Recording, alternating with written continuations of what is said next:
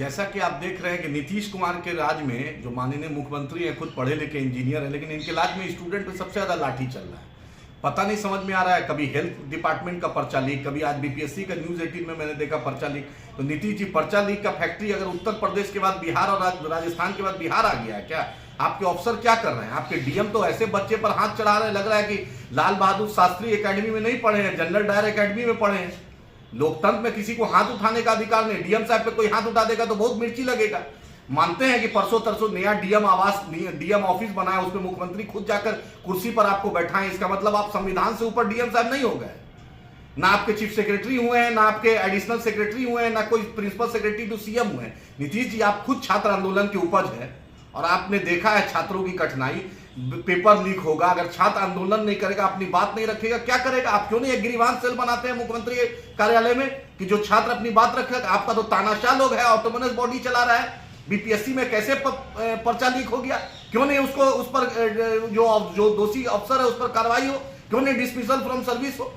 तो नीतीश जी, आप पढ़े लिखे हैं, इसलिए आपसे अनुरोध कर रहे हैं, अपने पदाधिकारियों को बोलिए कि हाथ चलाना बंद करें, काम करना शुरू करें। नया बिल्डिंग बना है तो टैक्स पेयर का पैसा से बना है। डीएम साहब, आपके घर के पैसा से नहीं मिला, या आईएएस एसोसिएशन चंदा करके नहीं डीएम ऑफिस बनाया है। ऐसा हाथ चला रहे हैं। अरे लाल बहादुर शास्त्री एकेडमी का कुछ तो गरिमा रखिए, कुछ तो लगे कि आप लाल बहादुर शास्त्री एकेडमी में आप top of the intelligent mind of the country है। हाथ चला रहे हैं ऐसे बच्चों पर। अरे वही बच्चा कल कलेक्टर बन जाएगा, वही कल आप रिटायर कीजिएगा, वही चीफ सेक्रेटरी उस प्रदेश का रहेगा।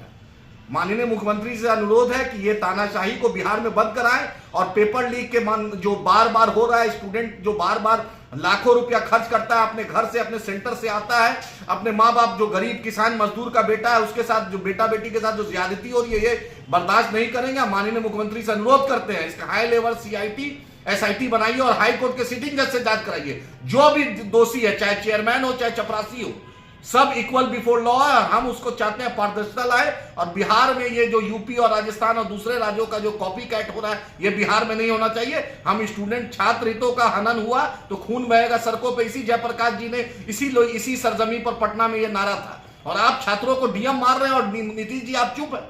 अरे नीतीश जी, आप उसको कुर्सी पर डीएम साहब को बैठा दिए। डीएम साहब तो अपने आप को गलतफहमी का शिकार हो गए। हम स्टूडेंट के साथ हैं और स्टूडेंट के मुद्दे पर मजलिस इत्तेहाद मुस्लिमीन लड़ती है और लड़ेगी, उसकी आवाज उठाएगी। और ये लोकतंत्र है, लोकतंत्र में सबकी आवाज सुनी जाइए। माननीय मुख्यमंत्री उसका एसआईटी बनाकर इसका निष्पक्ष जांच कराए।